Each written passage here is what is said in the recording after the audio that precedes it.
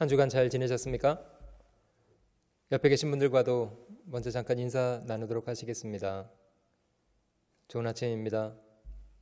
굿모닝, 부에노스 디아스. 저는 이번 주간에 동부 봉사회 수련회 참석을 위해서 켄터키 수양관에서 주일을 보내고 있고요. 부득이 주일 집회를 미리 녹화된 영상으로 준비하게 되었습니다. 저는 지난주 사람이고 넥타이만 그냥 새로 바꿔 맨 채로 녹화를 하고 있습니다.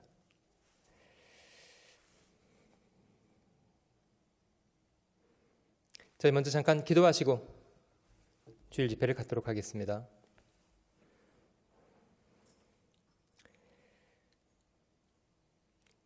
저희를 사랑하시고 구원해 주신 귀하신 우리 주님,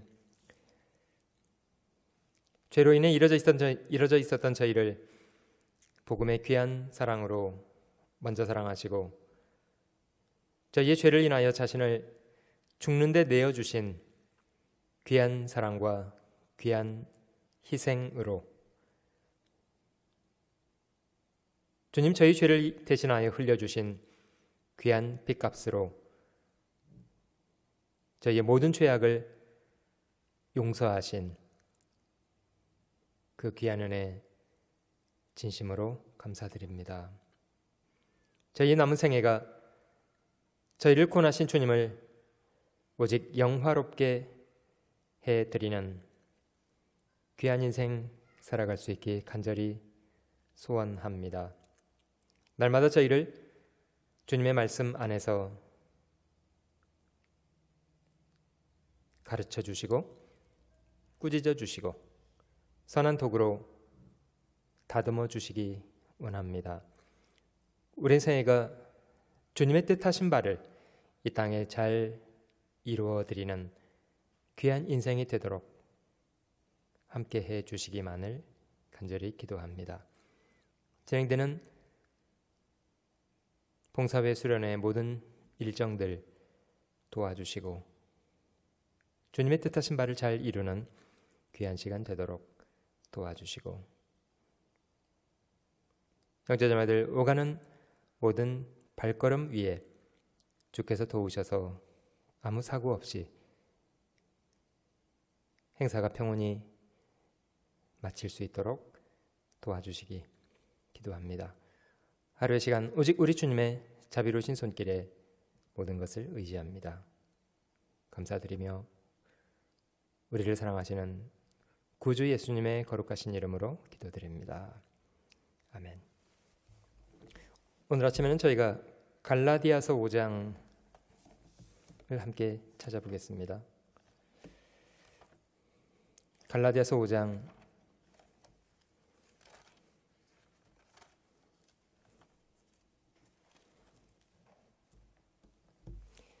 익히 잘 알고 계신 말씀이라고 생각됩니다. 갈라디아서 5장 22절, 23절 두 구절을 천천히 같이 읽어보도록 하겠습니다. 찾으셨으면 같이 읽겠습니다. 오직 성령의 열매는 사랑과 희락과 화평과 오래 참음과 자비와 양선과 충성과 온유와 절제니 이 같은 것을 금지할 법이 없느니라. 오늘 제가 여러분들과 함께 나눌 주제는 성령의 열매라는 그런 주제입니다. 9가지라는 사실은 읽으면서 세보면 확인하실 수 있는데요. 그 영어 성경을 읽어보니까 이거를 The fruit of the Spirit 이렇게 단수 형태로 기록했고요. 그래서 The fruit of the Spirit is love, joy, peace, long-suffering, kindness, goodness, faithfulness, gentleness, self-control 이렇게 9가지를 설명했습니다만 단수 형태로 The fruit of the Spirit is 이렇게 생각을 해보았습니다.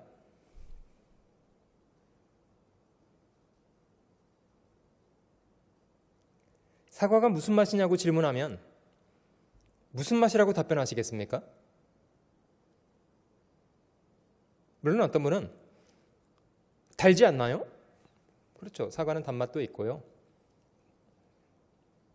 또 신맛도 있고요. 그리고 그 외에도 여러 가지 맛이 있겠습니다마는 사과 맛에 포함되어 있는 맛인 것처럼 실제 성령의 열매는 여러 가지가 있습니다마는 그 성령을 통해서 맺게 되는 한 열매 속에 다 들어있는 것이다. 한 가지 주의해 볼 만한 부분은 열매라고 말씀하신 것은 이런 뜻입니다.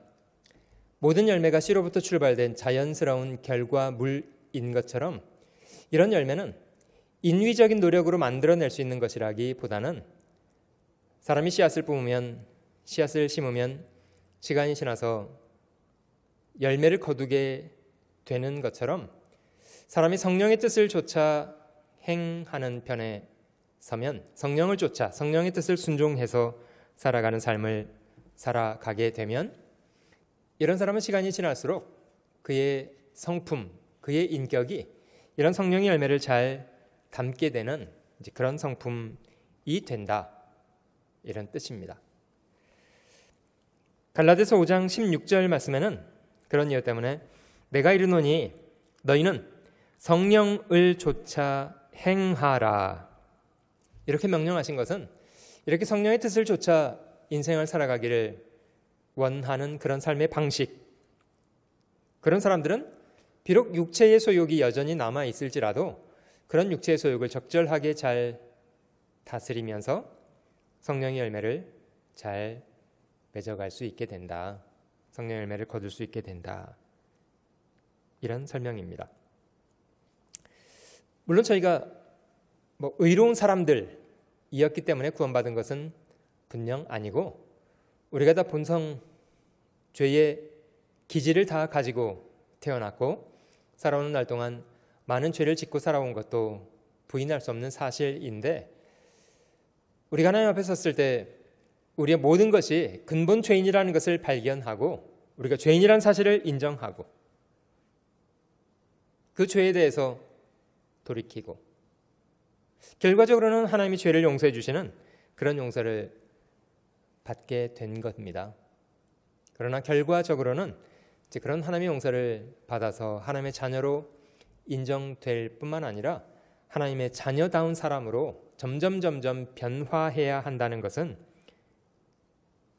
모든 그리스도인들의 숙제이고요.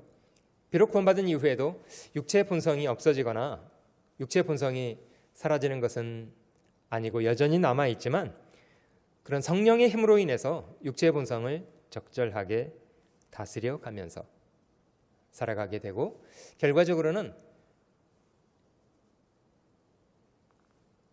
하나님이 저에게 주시기 원하시는 그런 좋은 성품, 주 예수 그리스도의 성품을 닮은 그런 좋은 성품을 잘 누리고 살아가는 그런 사람이 된다고 말씀하시는 겁니다. 16절 내가 이르노니 너희는 성령을 좇아 행하라. 그리하면 육체의 욕심을 이루지 아니하리라. 로마서 8장에도 동일한 설명이 있습니다마는 사실 이 구원받은 사람에게 있는 마음의 싸움, 하나님의 뜻을 순종해서 살기 원하는 그런 소욕이 분명히 한 부분에 있는 반면에 또 한 부분은 자기의 육체의 기질대로 살고 싶은 그런 본성이 또 한 부분 있습니다. 이 두 부분이 분명히 마음속에서 싸우고 그 기독교는 고전적으로 이런 싸움을 그 개 두 마리에 견주어서 설명해 왔는데요. 그 흰 개와 검은 개가 서로 싸우고 있다고 할 때 어떤 개가 이길 거냐, 흰 개가 이길 거냐 검은 개가 이길 거냐, 흰 개 검은 개의 문제가 아니고요. 실제로는 어느 쪽 개가 더 힘센 개인가에 대한 질문입니다. 시장통에서 늘 개 두 마리를 가지고 와서 싸움을 붙여서 내기를 했던 사람이 있었다고 하는데요. 어떤 때는 흰 개가, 어떤 때는 검은 개가 이겼답니다. 아무도 어떤 개가 이길 건지에 대해서는 예상을 못했는데 실제로 그 주인은 그날 싸움에 누가 이길 건가는 알고 있었답니다. 이유는 한 주일간 한쪽 해만 먹였기 때문이래요. 힘센 개가 이깁니다. 그 성령이 건강한 사람은, 마음이 건강한 사람, 속사람이 건강한 사람은 비록 육체의 욕심이 있어도, 육체의 욕구가 있어도 잘 다스립니다. 그러나 성령의 소욕이 있을지라도 육체가 너무 강하면, 육체만 먹이고 육체만 살을 찌우고 육체가 너무 강하면, 그러면 성령의 소욕이 육체를 못 이깁니다. 그런 사람은 육신에 끌려 살게 되는데, 17절 말씀이 그런 설명입니다. 육체의 소욕은 성령을 거스리고 성령의 소욕은 육체를 거스리나니 이 둘이 서로 대적함으로 너희의 원하는 것을 하지 못하게 하려 함이니라. 우리 마음안에 이 두 가지 법이 서로 싸웁니다. 그러나 잘 확인해 볼 것은 육체의 일과 성령의 일이 어떻게 다른가를 비교해 보는 것은 참 중요합니다.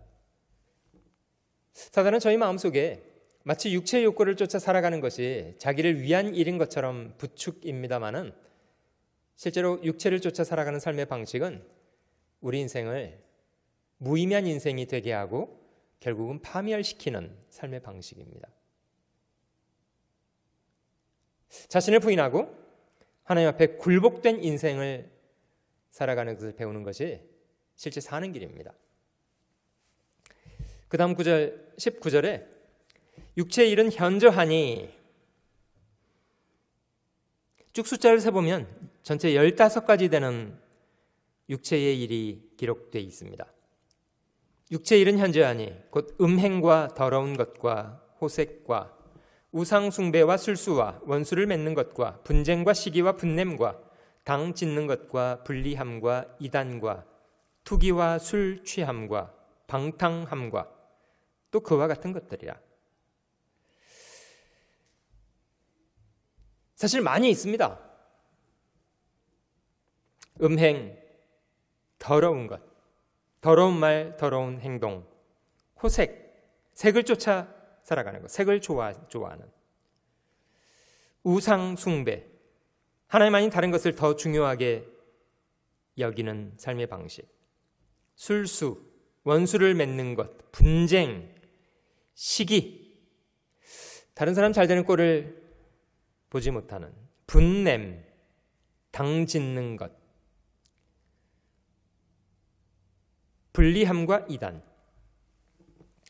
자신의 생각대로 서로 부추기고 하나님을 대적하는 걸 서로 부추기고 패를 만들어서 자신의 불순종을 마치 정당한 일인 것처럼 여기게 만드는 삶의 방식, 당짓고 분리하고 이단, 투기, 술 취함, 방탕함.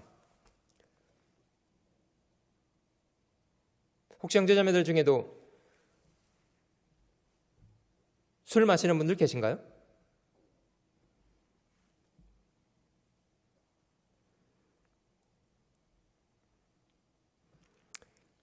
이런 삶의 방식으로 인해서 하나님 앞에 쓸모없는 인생을 살아가게 됩니다.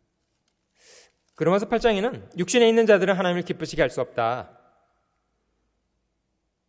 육신의 생각은 하나님과 원수가 되나니 하나님의 법에 굴복지 아니할 뿐 아니라 할 수도 없음이니라.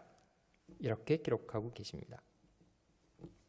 반대로 이제 성령을 쫓아 살아가는 사람, 성령을 쫓아 행하는 사람들이 시간이 지나갈수록 귀한 열매를 인격 가운데, 그의 성품 가운데 맺게 되는데 전체 9가지로 나열했습니다. 22절, 오직 성령의 열매는 사랑과 희락과 화평과 오래 참음과 자비와 양선과 충성과 온유와 절제니. 이 9가지는 좀 의도적으로 외워붙이는 것도 좋을 것 같아요. 사랑, 희락, 화평, 오래 참음, 자비, 양선, 충성, 온유, 절제, 이렇게 9가지입니다. 오늘 이 성령의 열매 9가지에 대해서 그냥 간략간략하게나마 이게 뭘 말하는 건지에 대한 생각을 해보려고 합니다. 이 봉사의 수련의 주제이기도 한데요, 디모데전서 6장에 너 하나님의 사람아, 너 하나님의 사람아, 이 모든 것을 피하고 하나님의 사람으로 살기에 적합하게 자신을 준비하기 위해서 저희가 하나님이 원하시는 그런 선한 일을 하는 사람으로 쓰임받기 위해서 하나님의 사람으로 자신을 적절하게 준비하는 것은 절대로 필요한데, 이런 성령의 열매를 인격 가운데 맺히는 것도 그리스도인들에게 큰 숙제임에 틀림없습니다. 첫 번째 열매 사랑, 성령의 열매 첫 번째 사랑. 저희가 무엇을 사랑하고 살 것인가를 정하는 것은 중요한 것 같습니다. 저희의 본성은 자기를 사랑하고 돈을 사랑하고 쾌락을 사랑하고 이런 쪽으로 맞춰져 있습니다만은, 그랬던 사람, 그랬던 죄인인 저희를 하나님께서 어떻게 사랑하셨는가를 돌이켜 본다면 우리가 무엇을 사랑하고 살아야 마땅한지 많이 배우게 됩니다. 하나님은 죄인을 사랑하실 때에 말로만 사랑하신 것은 아니시고 하나님이 세상을 이처럼 사랑하사 독생자를 주셨으니 자기 독생자를 죽는데 내어주시기까지 하나님은 세상을 사랑하셨고, 사랑은 여기 있으니 우리가 하나님을 사랑한 것이 아니요 하나님이 우리를 사랑하사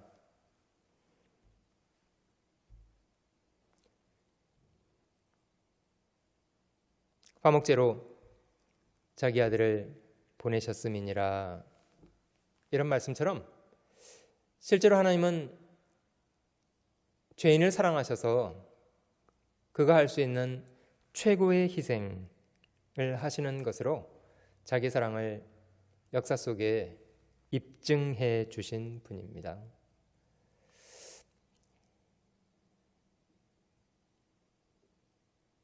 우리가 아직 원수되었을 때에 하나님의 그 독생자를 세상의 속죄의 제물로 내어주시는 것, 그것으로 그가 우리에 대한 자기의 사랑을 확증하셨느니라, 확실히 증거하셨다, 이렇게 말씀하십니다. 우리가 하나님의 그런 사랑으로 말미암아 구원받은 사람이 되었다면 그 마음속에 그 사랑을 기억하고 그 사랑 앞에 저희가 어떤 사람이 되어야 마땅한가를 질문하는 것은 참 중요한 거라고 생각합니다. 구약성경은 저에게 두 가지 큰 명령을 주고 계신데요, 십계명이 두 돌판으로 이루어진 것처럼 사실 율법의 모든 요구는 사실 크게 두 가지 요구라고 생각합니다. 하나님을 사랑하는 것 한 가지, 또 한 가지는 이웃을 사랑하라는 것 또 한 가지.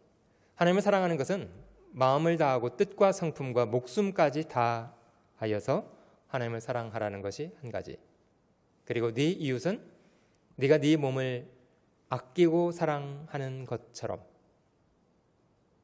네 이웃을 사랑하라는 것.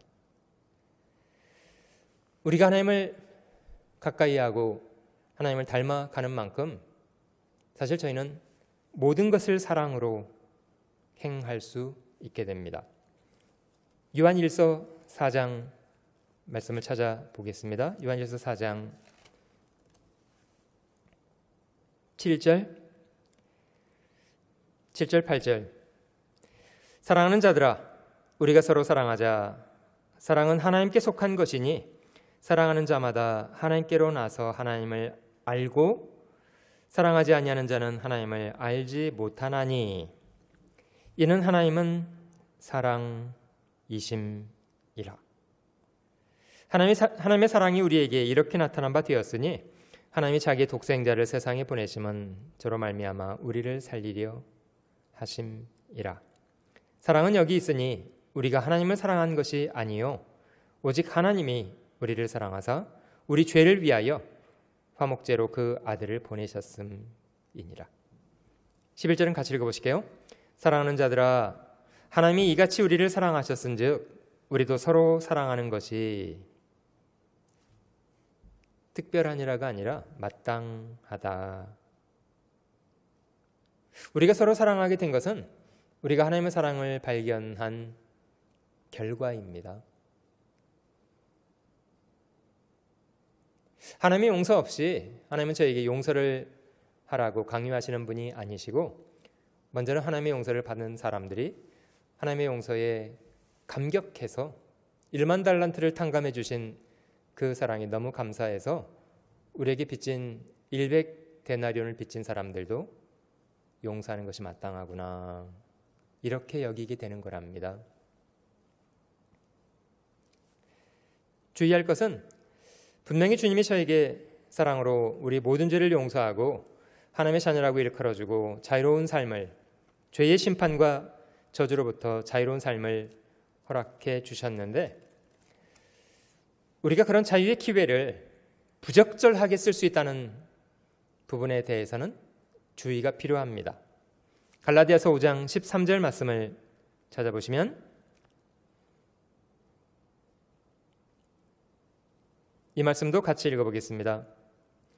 형제들아, 너희가 자유를 위하여 부르심을 입었으나 그러나 그 자유로 육체의 기회를 삼지 말고 오직 사랑으로 서로 종노릇하라. 오직 사랑으로 서로 종노릇하라. Through love, serve one another. 서로 섬기고자 하되 원칙은 사랑으로, 사랑이라는 원리로 서로 섬기라. 주님이 저에게 명령하신 최고의 명령도 그겁니다. 새 계명을 너에게 주노니 서로 사랑하라. 내가 너희를 사랑한 것처럼 주님이 우리를 사랑하셔서 목숨을 버려 주신 것처럼 너희도 서로 사랑하라. 첫 번째 명령은 사랑하라. 첫 번째는 사랑, 성령의 첫 번째 열매 사랑. 두 번째 희락, 사랑과 희락과. 희락을 영어로 joy라고 번역합니다. 즐거움, 쾌락, 이렇게도 번역이 가능한데요. 그 사람은 본성적으로 즐거움을 추구하는 그런 본성을 갖고 있다고 생각합니다. 고통스럽길 열망하는 사람은 없잖아요. 다 즐거움을 찾아서 부지런히 평생을 움직이고 있고, 역사 속에 하나님께로부터 가장 큰 부요와 성공을 누렸던 솔로몬이라는 사람도 그의 책 전도서라는 책에 자신의 그 즐거움을 찾기 위해서 노력했던 그런 과정을 잘 설명하고 있습니다. 내가 해 아래서 두루두루 살펴서 무엇이 사람을 기쁘게 하는가를 연구해 보았다. 솔로몬은 동원할 수 있는 것이 많았던 사람입니다. 광대들을 동원해다가 실컷 웃어보기도 하고 술을 많이 마셔보기도 하고 재산을 많아지게도 해보았다고 합니다. 많은 일꾼들을 부려서 과수원을 만들고 재산을 많이 쌓아보기도 하고요. 우리가 아는 대로 처첩을 많이 거느려 보았고요. 공부도 많이 해서 지혜도 대단했던 사람이라는 걸 저희가 기억합니다. 솔로몬은 그런 사람이었습니다. 솔로몬은 그런 성공한 삶의 정점에 서서 참 중요한 고백을 남겨주셨는데요. 삶은 이렇게 사는 거야 가 아니고요. 솔로몬은 그 성공의 정점에 서서 참 역설적인 고백을 했습니다. 야, 이건 정말 바보짓이구나. 사람들이 솔로몬을 지혜자라고 평가합니다마는 어떤 의미에서는 솔로몬은 지혜자이기도 하고 어떤 의미에서는 어리석은 사람입니다. 왜냐하면 솔로몬이 전도서를 기록할 당시에 그는 나이 많은 사람이었습니다. 자신의 평생을 통원해서 무엇이 사람을 만족하게 하는지, 무엇이 사람의 진정한 삶의 목적인지를 연구해 보았는데 그는 세상적인 가치를 얻는 것에만 두루두루 애를 쓰고 인생을 보내다가 인생의 말미에 자기는 헛짓하고 살았다, 이런 발견을 한 겁니다. 유명한 고백입니다마는 헛되고 헛되며 헛되고 헛되니 모든 것이 헛되도다. 5번 반복한 말입니다.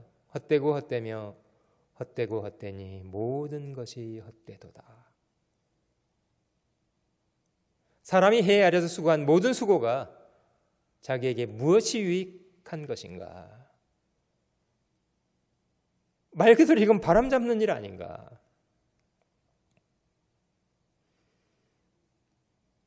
사람이 하나님이 주시는 삶의 여건을 가지고 일평생을 살아가는 동안 자신을 창조하신 분을 발견하지 못한 채로 오직 자기 육체의 욕망을 쫓아 부지런히 살아가는 삶이 얼마나 허무한 짓입니까? 결론적으로 말씀드리면 그런 삶의 방식으로는 기쁨을 찾을 수 없습니다. 그것이 사람을 기쁘게 하는 것이 아닙니다. 사람이 해야 될 가장 중요한 일은 자신을 지으신 하나님을 발견하는 것부터, 자신을 지으신 분을 발견하고 그 하나님과의 바른 관계 속에서 살아가는 것, 그 하나님이 자신에게 주시는 모든 것에 대한 가치에 대한 바른 이해, 그것을 가지고 하나님의 뜻을 이루는 것에, 인생을 잘 들여 살아가는 것에 진정한 행복이 있습니다. 하나님이 정하신 법과 질서 안에서, 하나님이 정하신 질서 안에서 하나님이 주시는 은혜를 누려 살아가는 것, 그것이 진짜 행복입니다. 물고기는 물 위에서 행복한 것처럼 사람은 자신을 지으신 하나님의 권위 아래서, 하나님의 주권 아래서 사람은 진정한 행복을 찾을 수가 있습니다. 사람이 하나님의 주신 바 그 일평생에 먹고 마시며 해 아래서 수고하는 모든 수고 중에서 낙을 누리는 것이 선하고 아름답다. 너는 가서 기쁨으로 네 식물을 먹으며 즐거운 마음으로 포도주를 마실지어다. 네 헛된 평생의 모든 날, 곧 하나님이 해 아래서 내게 주신 모든 헛된 날에 사랑하는 아내와 함께 즐겁게 살지어다. 이는 네가 일평생의 해 아래서 수고하고 얻은 분복이니라. 자기의 욕망을 앞세우지 말고 우리 마음속에 더 앞세울 것을 늘 앞세우는 것이 행복의 비결입니다. 조이라는 영어 단어 스펠링이 J가 제일 앞에 와 있잖아요. J-O-Y. 첫 번째 J는 Jesus first, Jehovah first. 주님 우선, 주님을 제일 앞자리에. 두 번째 O는 다른 사람을 말합니다. Others next. Jesus first, other next. 그리고 세 번째 Y는 우리 자신을 이야기합니다. Then you. 그렇게 순서를 결정할 수 있다면 저희는 큰 즐거움을 가지고 우리 인생을 누리면서 살아갈 수 있을 것입니다. 갈라디아서 5장 세 번째 언급되어 있는 열매는 화평이라는 것인데요. 영어로 peace라고 번역하고 우리말로는 평화, 평강, 평안, 여러 단어로 번역이 됐어도 영어 단어들은 다 peace라고 번역이 됩니다. 성령의 열매 중에 한 가지는 하나님이 저희 마음속에 큰 평강을 주시는 건데요.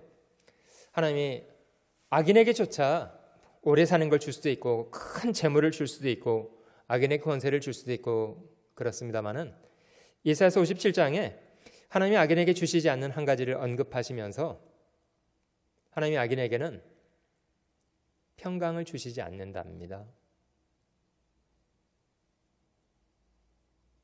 악인은 쫓아오는 자가 없어도 불안하기 때문에 도망 다닌다고 합니다. 그러나 의인의 특징은 사자같이 담대한 것이 특징이랍니다. 사실 악인의 특징은 정함이 없는 겁니다. 저는 바람에 나오는 겨와 같도다. 불려다녀요.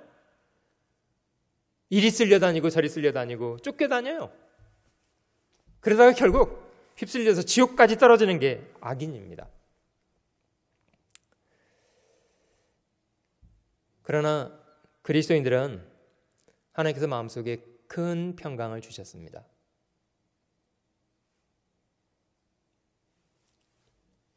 이사야서 53장 말씀에 주님이 고난 받으실 것을 예언하셨던 말씀 가운데 그가 찔림은 우리의 허물을 인함이요 그가 상함은 우리의 죄악을 인함이라. 그가 징계를 받음으로 우리가 평화를 누리고 그리스도인들이 누리는 평화는 이유 있는 평화입니다. 주님이 저희 죄를 대신해서 그가 징계를 대신 받아주셨기 때문에 그가 채찍에 맞으셨기 때문에 우리는 나음을 입게 되었습니다. 그가 대신 받으신 고난으로 하나님이 저희 죄를 사면하고 우리를 아들로 받아주신 주님이 죽으실 때 휘장이 찢어졌고 죄인이었던 저희가 하나님을 향해 나아갈 수 있는 길이 열렸습니다. 그리스도인들은 그 주님의 대속을 통해서 심판주 앞에도 두려움 없이 나아갈 수 있는 사람들이 되었습니다.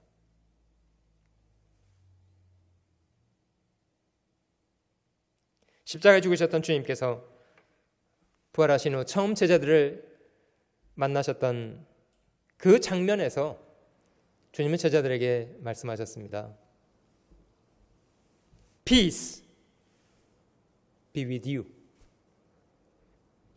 평강이 있을지어다. 평강이 있을지어다. 아마 주님의 말씀은 내가 너희 죄를 담당하고 값을 지불해서 너희 죄를 처리했으니 안심할지어다. 이제는 안심할지어다.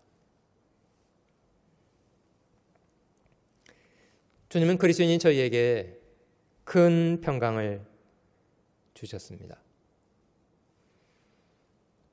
세상 어떤 사람도 누릴 수 없는 그런 고귀한 평강을 주님은 저에게 주셨습니다.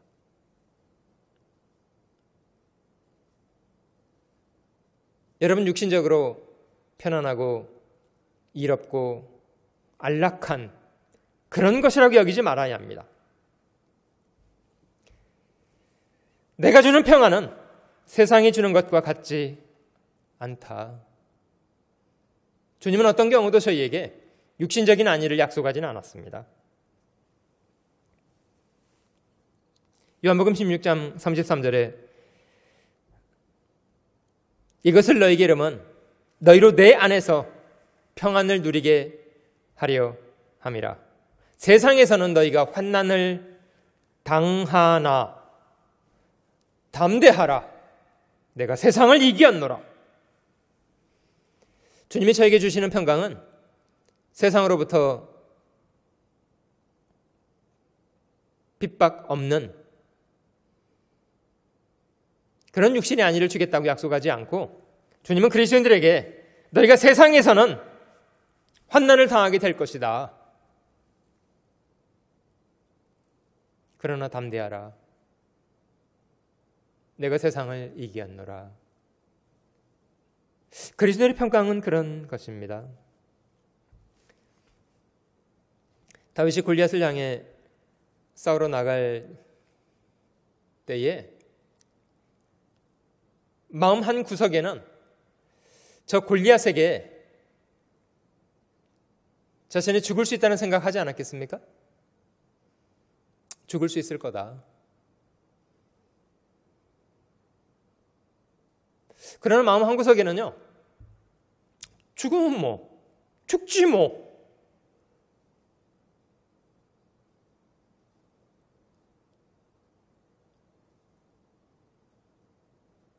이런 믿음은 주님 보시기에 참 아름다운 것 같아요.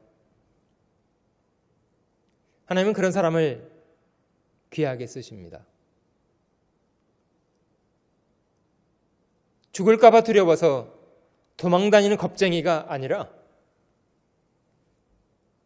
주님의 역사 속에 죽음을 두려워하지 않고 용감하게 나아가는 사람,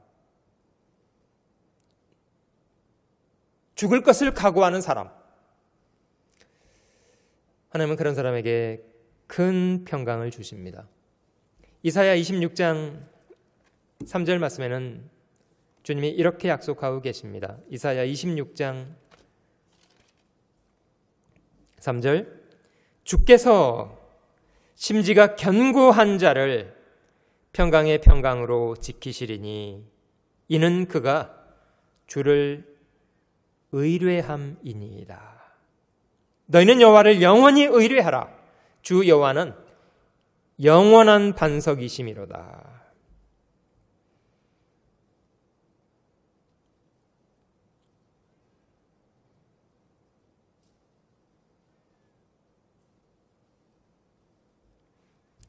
주님은 심지가 견고한 사람, 마음속에 주를 크게 의뢰하는 사람을 주님도 아십니다.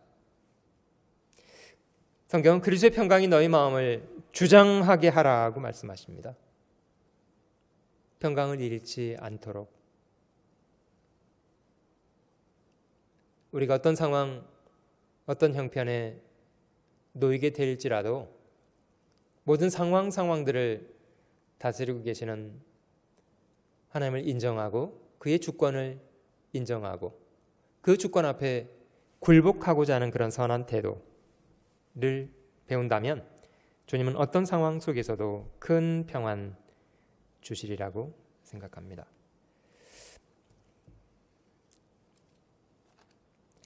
갈라디아서 5장 돌아가 보시면 네 번째 언급하고 계신 부분은 오래 참음이라는 성품입니다. 오래 참는 것. 오래 참는 것. 여러분 잘 되시나요? 쉽지 않습니다. 저희 본성은 자신의 생각이 벗어나면 실망하고 조급하게 분을 터뜨리고 이런 것이 저희 성품입니다. 못 기다리고.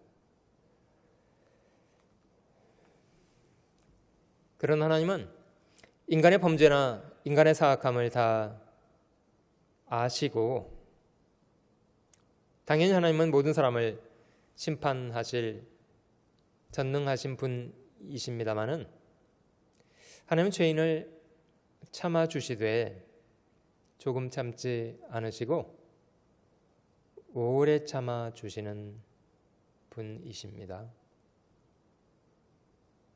기억하는 것처럼 무두셀라가 969세 거의 천수를 했던 이유는 하나님이 천년을 하루같이 기다려 주셨기 때문이랍니다. 하나님 홍수 이전에 하나님을 등진 세대를 향해서도 오래 참아 주셨습니다. 하나님은 햇빛과 비를 선하고 의로운 사람들에게만 내리지 않고 악인과 죄인들에게도 여전히 내려주십니다. 참 너그러우신 분이기 때문이세요. 참 너그러우세요. 주님이 이 땅에 계실 때 어떤 사람이 주님 앞에 와서 도움을 청하는 것도 주님은 참 그들에게 너그러우셨습니다. 그들은 마치 각 사람의 그런 질고와 아픔이 자기 것인 것처럼 그렇게 끌어안아 주셨어요.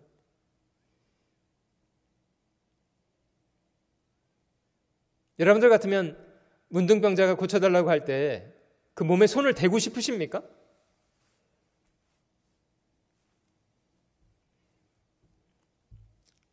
주님은 손을 대어 주셨어요. 참 너그러우셨습니다. 오래 참고 너그러우셨어요.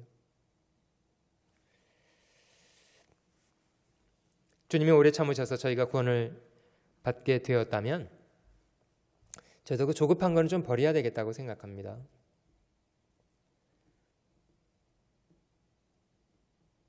좀 이해되지 않는 상황이 눈앞에 벌어져도 뭔가 이유가 있겠지. 하나님이 이런 상황을 허락하신다면 하나님의 뜻하신 바가 있겠지. 하나님께서 무슨 일을 하시겠지. 그걸 기대하는 사람이 자기 판단을 따라 급히 분내지 않고 오래 참을 수 있으리라고 생각됩니다. 야고보서 1장에 보면 인내는 이런 과정을 통해서 만들어지는 것이라고 설명하시는데요. 야고보서 1장 인내를 배우려면 이런 태도가 필요합니다. 야고보서 1장 2절 내 형제들아 너희가 여러 가지 시험을 만나거든 온전히 기쁘게 여기라. 이는 너희 믿음의 시련이 인내를 만들어내는 줄 너희가 알미라. 어려운 시간이 인내를 배우도록 한답니다. 인내를 온전히 이루라. 이는 너희로 온전하고 구비하여 조금도 부족함이 없게 하려 함이라. 그 병으로 고통하는 사람, 환자를 영어로 patient라고 하는데요. 환자들이 하는 일은 이런 거랍니다. 병상에 누워서 고통스러운 시간을 인내하고 있는 거래요. patience 하고 있는 거랍니다. 실제로 인내는 이론으로 배워지는 것 같지는 않고요. 오래 참는 것은 아픔을 겪으면서 끙끙거리면서라도 그런 과정 속에 조금씩 배우게 되는 것 같아요.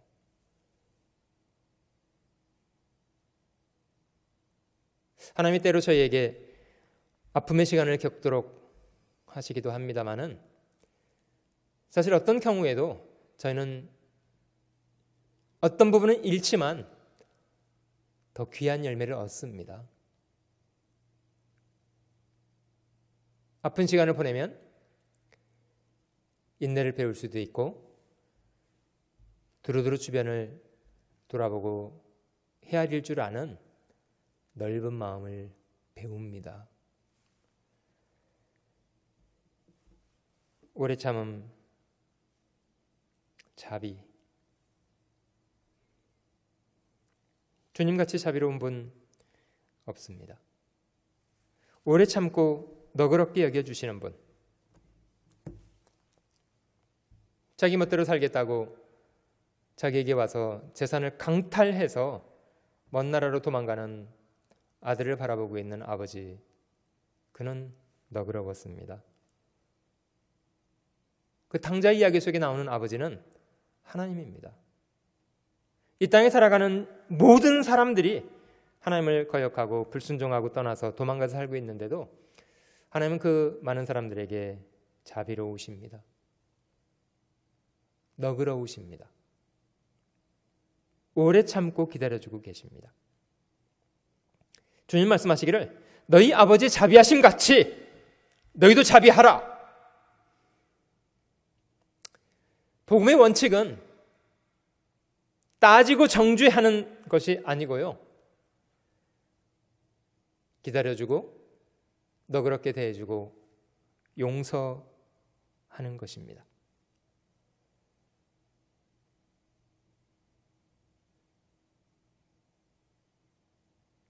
복음의 핵심은 용서하는 겁니다. 말로만 아니라 실제 삶 속에 우리가 용서해야 될 사람들, 용서를 실천하면서 살아야 합니다. 골로새서 3장 12절 보시면, 골로새서 3장 12절, 그러므로 너희는 하나님의 택하신 거룩하고 사랑하신 자처럼 긍휼과 자비와 겸손과 온유와 오래 참음을 옷 입고, 13절 같이 읽어볼게요. 누가 네게 혐의가 있거든 서로 용납하여 피차 용서하되 주께서 너희를 용서하신 것과 같이 너희도 그리하고 이 모든 것 위에 사랑을 더하라. 이는 온전하게 매는 띠니라. 용서를 잘 배우고 실천하는 사람 되어야 합니다. 여섯 번째, 양선이라는 열매가 있는데요. 양선, 영어로 goodness입니다. 착한 것. 물론 저희는 죄인이었기 때문에 구원을 받았습니다. 의인이어서 구원받은 것이 아니고 죄인이어서 구원을 받습니다. 그러나 구원받아서 착하게 삽니다.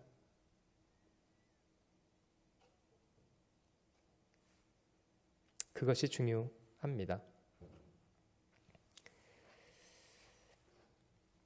그리스도인이라면 정말 양심적인 사람, 착한 사람 되어야 한다고 생각합니다. 주님은 저희에게 외식하는 자여, 너희는 먼저 안을 깨끗이 하라. 그리하여야 겉도 깨끗하리라. 여러분, 2000년 전 유대인들은, 바리새인들은 속에는 더러운 것을 그냥 가지고 있는 채로 사람들 보기에만, 겉으로만 선한 척, 착한 척, 의로운 척, 깨끗한 척을 했답니다. 주님은 그들에게 말씀하시기를, 외식하는 자여, 먼저 안을 깨끗이 하라. 네가 하나님을 두려워한다면, 마음의 중심을 보시는 하나님을 두려워한다면 안을 먼저 깨끗하게 해야 될 것이 아니냐. 복음은 저희가 하나님 앞에 죄인이라는 것을 깨닫게 하고 그 죄를 돌이키는 것부터 하십니다. 주님이 저희 죄를 인해서 자기 목숨을 버려주신 것은 우리 양심의 죄를 깨끗게 하시기 위해서랍니다. 히브리서 9장을 한번 찾아보겠습니다. 히브리서 9장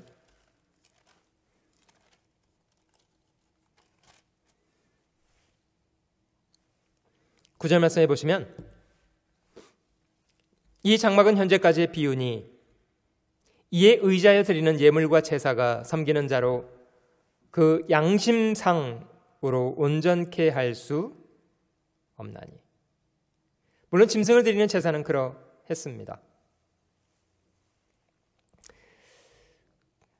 그런 13절 넘어가 보시면, 염소와 황소의 피와 및 암송아지의 죄로 부정한 자에게 뿌려 그 육체를 정결케 하여 거룩케 하거든 하물며 영원하신 성령으로 말미암아 흠없는 자기를 하나님께 드린 그리스도의 피가 어찌 너희 양심으로 죽은 행실에서 깨끗하게 하고 살아계신 하나님을 섬기시게 못하겠느냐? 이 말씀은 주님의 피의 능력, 그의 피는 우리를 깨끗하게 할 뿐만 아니라 하나님을 섬길 수 있는 사람으로 만들어 놓습니다.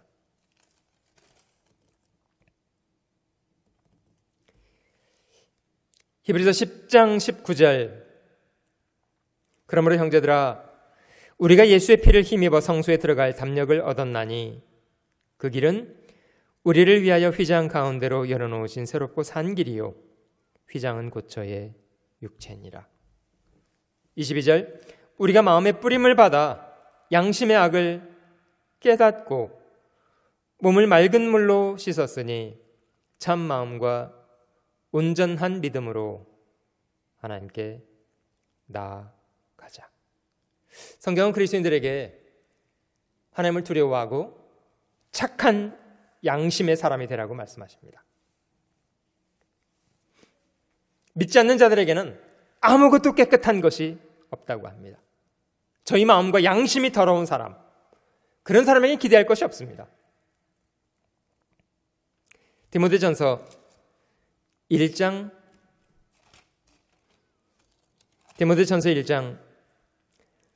18절 아들 디모데야, 내가 네게 이 경계로 명하노니 전에 너를 지도한 예언을 따라 그것으로 선한 싸움을 싸우며 믿음과 착한 양심을 가지라. 어떤 이들이 이 양심을 버렸고 그 믿음에 관하여는 파선하였느니라. 양심적인 사람이 되려고 해야 합니다.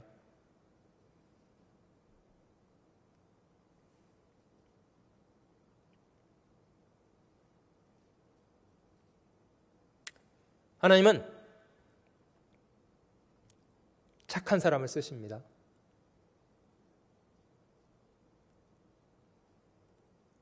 이중적인 사람, 하나님은 그 마음의 중심을 보고 계십니다. 믿음에 대해서는 파선한 사람, 양심을 버린 사람, 믿음과 착한 양심을 가지라. 선한 싸움을 싸우라. 여러분, 주님의 제자들은 그들이 부활하신 주님을 본 이후에 복음을 증거하면 죽이겠다는 협박이 있었습니다마는 그들은 타협하지 않았습니다. 베드로와 요한이 말한 것처럼 하나님 앞에서 너희 말 듣는 것과 하나님 말씀을 듣는 것, 어떤 것이 더 중요한 것이냐? 우리는 보고 들은 것을 말하지 않을 수 없다. 사실 죽음을 두려워하지 않았습니다. 대단히 양심적인 사람들이었습니다. 그런 이유 때문에 주님이 그들을 귀히 쓰셨습니다. 양심적인 사람이 되려고 해야 합니다. 하나님을 두려워해야 합니다.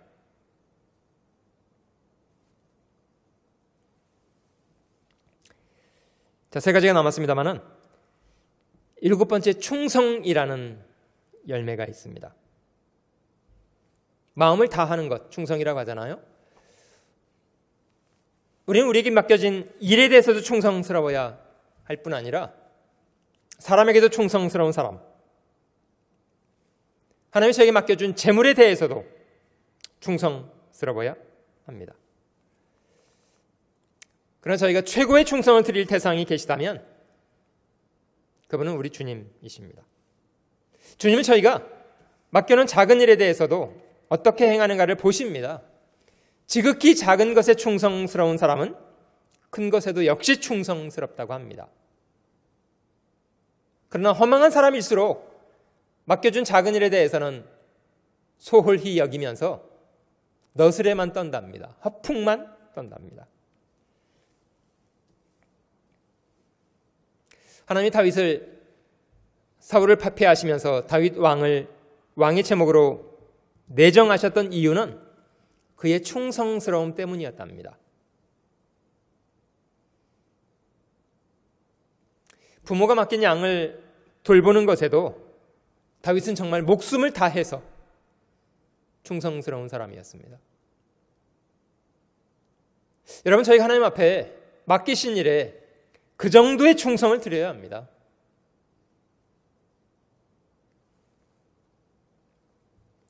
충성되고 지혜 있는 종이 되어 그 집 사람들을 맡아 때를 따라 양식을 나눠줄 자 누구인가? 정말 주님이 맡겨준 일에 대해서는 힘을 다해야 합니다. 어떤 경우는 목숨까지라도 네가 죽도록 충성하라. 주님은 그렇게 저에게 요구하십니다. 주님이 먼저 하나님 앞에 충성하시기를 목숨을 다하시기까지 하셨습니다. 아버지, 할 수만 있다면 이 잔을 내게서 지나가게 해 주시옵소서. 그러나 나의 뜻대로 되게 하지 마옵시고 아버지의 뜻대로. 아버지의 뜻은 자신의 죽음이었습니다. 죽기까지 하라는 것이었습니다. 주님은 충성스러우셨습니다. 주저하지 않으셨습니다.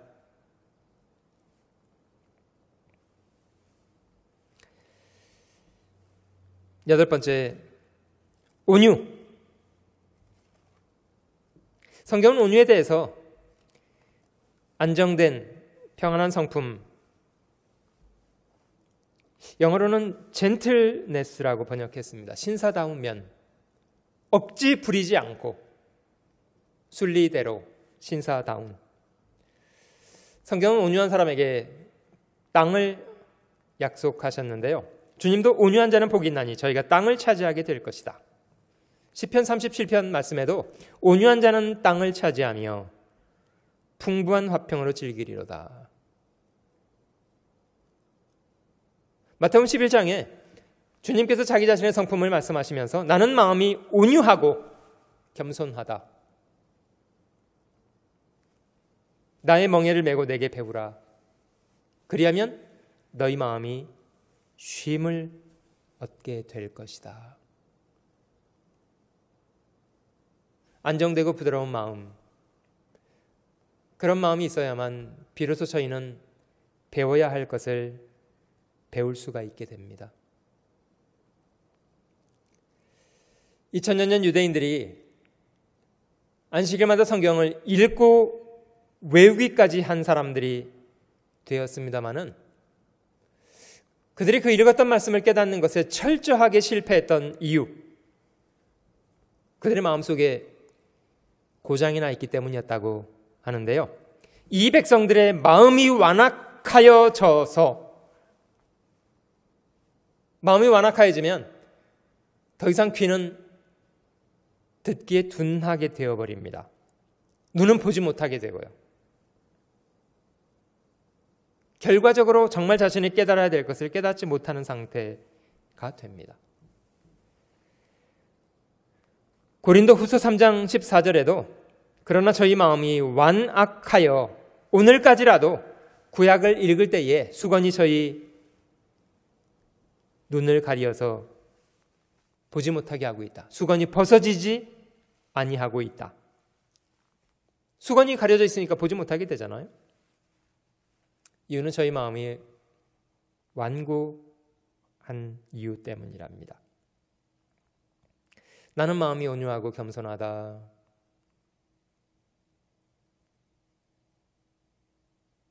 온유한 마음을 구해야 합니다. 주님 같은 온유한 마음. 권위 앞에 거스리려고 하지 않는, 자기 생각대로 되지 않아도, 자기 뜻대로 되지 않아도, 여러분 인생을 살면서 우리가 원하는 대로 되지 않아도 괜찮아요. 우리가 원하는 대로 됐느냐 되지 않느냐가 중요한 게 아니고요. 주님이 원하시는 대로 됐느냐 그렇지 않는가, 그것이 더 중요합니다. 저는 그것을 따져 물어야 합니다. 자기 뜻대로 되지 않았다고 분노하고 투덜거리고 그렇게 하지 말아야 합니다. 자, 갈라디아서 5장 돌아가 보시면 갈라디아서 5장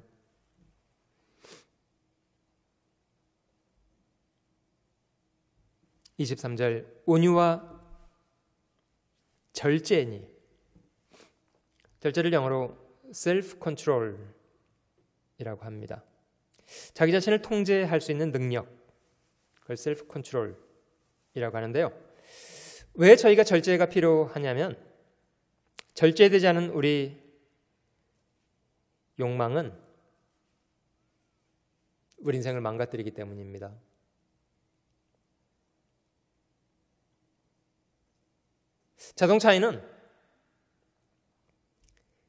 자동차를 힘있게 밀고 나가는 악셀레이터만 있는 게 아니고요. 브레이크가 필요합니다. 적절하게 통제해서 세울 수 있어야 합니다. 그걸 셀프 컨트롤이라고 합니다. 그 브레이크가 고장나면 그러면 대부분 사고로 연결됩니다. 자동차가 브레이크가 파열되면 사고가 나고 많은 사람이 다치게 되는 것처럼 우리 인생도 절제라는 브레이크가 고장나면 사고가 직결됩니다. 다윗 왕은 참 하나님 앞에 마음이 합한 사람이고 여러 가지로 의로운 사람이었습니다마는 그는 정욕이라는 것에 대해서 절제하지 못했습니다.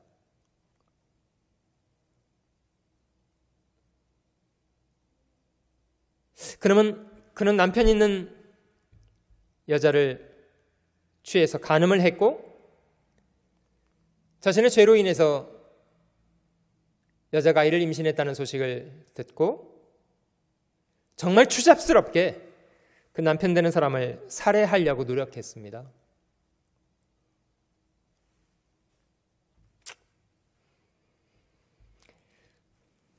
우리 안에 범죄를 유발할 수 있는 그런 죄의 욕구들이 있습니다. 우리가 그런 약점이 있다는 것을 인정하고 인지하고 각각의 죄의 본성에 걸맞는 적절한 절제 배워야 합니다.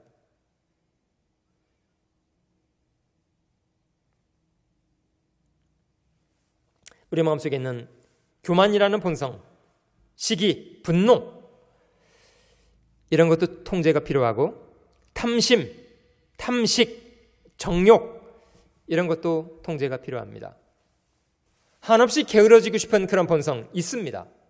절제해야 합니다. 성경은 저에게 네가 청년의 정욕을 피하고 정욕은 피해 다녀야 합니다. 아닌 것은 아니라고 선을 긋는 그런 태도가 필요합니다. 시편 1편에 복 있는 사람은 악인에게는 쫓지 않고 죄인에게 서지도 않고 오만한 자의 자리에도 앉지 않아야 하고 아닌 것은 아니라고 선을 분명히 긋고 오직 여호와의 율법을 즐거워하여 그 율법을 주야로 묵상하는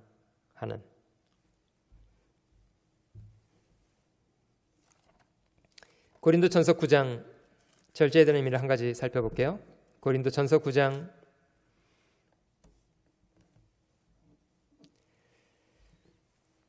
24절 25절 운동장에서 다름질하는 자들이 다 달아날지라도 오직 상 얻는 자는 하나인 줄을 너희가 알지 못하느냐. 너희도 얻도록 이와 같이 다름질하라. 25절은 같이 읽어봅니다. 이기기를 다투는 자마다 모든 일에 절제하나니 저희는 썩을 멸류관을 얻고자 하되 우리는 썩지 아니할 것을 얻고자 하니라. 이기기를 다투는 자마다 모든 일에 절제가 필요합니다. 저희는 썩을 멸류관을 얻고자 하되 세상에 잠깐 있다가 사라질 헛된 영광을 얻는 일에도 절제가 필요합니다. 어마어마한 절제를 합니다. 우리는 썩지 아니할 것을 얻고자 하는 사람이다. 당연히 더 절제가 필요하지 않느냐. 우리는 여러 가지를 우리의 본성적인 약점이 있다는 것을 기억하고 여러 가지를 절제하는 것을 배워야 합니다.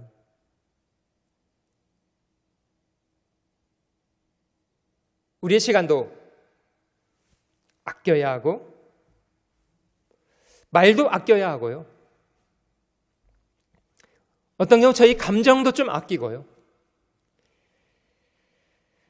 재물도 아끼고 젊음도 좀 아끼고 건강이나 몸도 아끼고 잘 구별해서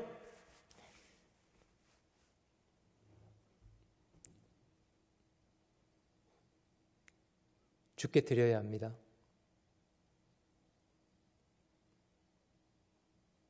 우리가 주께 드리기 위해서 자기를 위해서는 아낍니다.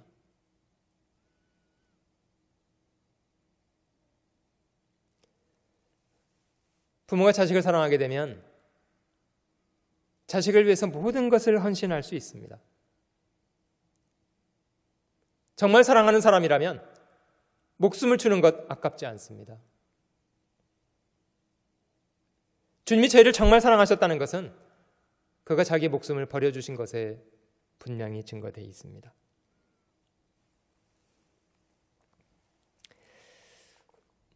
우리를 구원하시기 위해서 목숨을 아끼지 않고 버려주신 우리 주님께 드리기 위해서 우리는 헛된 욕망에 대해서는 절제해야 합니다.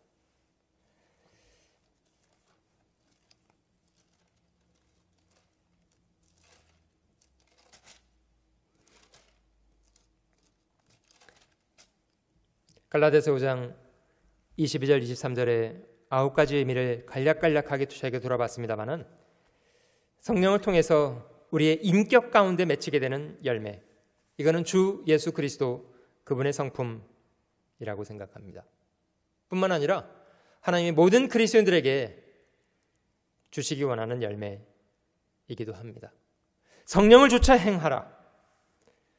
하나님의 뜻에 굴복하고 살아가는 사람들, 하나님은 그런 사람에게 이 고귀한 열매를 주실 것입니다. 저희가 만약에 이런 성품을 잘 구비하게 된다면 복음 전하는 사람으로서, 세상에 하나님을 소개하는 사람으로서 훨씬 더 능력 있는 사람 되리라고 생각합니다. 성령을 좇아 행하라. 그리하면 육체의 욕심을 이루지 아니하리라. 오직 성령의 열매는 사랑과 희락과 화평과 오래 참음과 자비와 양선과 충성과 온유와 절제니 이 같은 것을 금지할 법이 없느니라. 참 하나님께서 그리스도인들에게 귀한 열매를 주시고 싶어 하십니다. 저희의 인격 가운데 이 귀한 열매가 풍성하게 맺혀서 하나님과 사람에게 큰 기쁨을 드리는 사람이 되었으면 좋겠습니다. 기도하시겠습니다.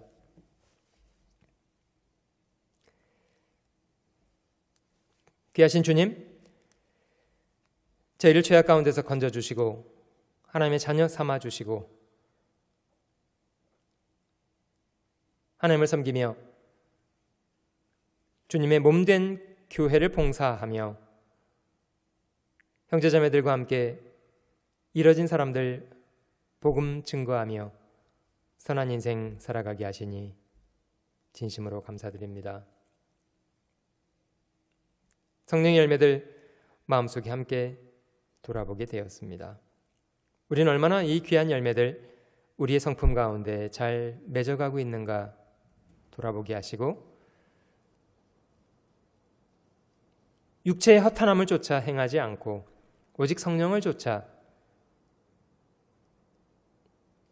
선한 열매를 부지런히 가꾸고 얻는 사람들 되도록 도와주시기 원합니다. 우리 인격 속에 이 귀한 열매가 풍성하게 맺혀서 하나님의 세상에 이뤄진 사람들을 구원하는 선한 도구로 저희 각 사람을 능력 있게 사용하실 수 있도록 더욱 은혜를 베풀어 주시기 원합니다. 주일 하루 우리 주님 사랑하고 잘 섬겨 살아갈 수 있도록 함께 해 주시옵소서. 저희를 구원해 주신 우리 구주 예수님의 거룩하신 이름으로 감사하며 기도드립니다. 아멘. 찬송가 511장 함께 찬송하시고 이어서 광고 말씀 전해 주시겠습니다. 감사합니다.